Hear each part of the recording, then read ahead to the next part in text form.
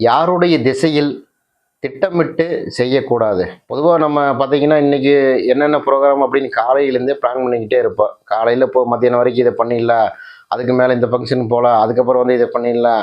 இல்ல ஒரு பிசினஸ்ல இத பண்ணோம்னா, இது லாபம் இரட்டிப்பாகு. நம்ம அத பண்ணலாம், இத பண்ணலாம் அப்படின்னு ஒரு பிளானோடயே வாழ்க்கை நகர்ந்துகிட்டே இருக்கு. இந்த பிளானுக்கு நேர் ஆப்போசிட்டான கிரகம், நேர் எதிரான கிரகம் யாருன்னு பார்த்தீங்கன்னா, சனி பகவான்.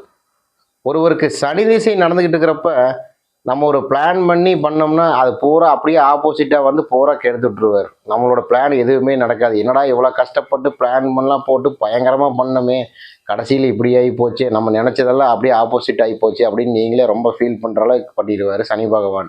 அதனால சனி திசை நடக்கிறப்ப, கண்டிப்பாக பிளான் எல்லாம் நம்மளோட பிளான் எதுவுமே இல்லாம, வாழ்க்கையில எது நடக்குமோ அது அப்படியே நடந்துகிட்டே இருக்கட்டும்னு போய்க்கிட்டே இருக்கணும். இந்த மாதிரி போய்கிட்டு இருந்தால் மட்டும்தான் சனி திசையை எளிதாக கடக்க முடியும். அதனால சனி திசையில யாருமே பிளான் பண்ணி எதுவுமே பண்ணாதீங்க. திட்டமிட்டு எந்த காரியத்தையும் செய்யக்கூடாது.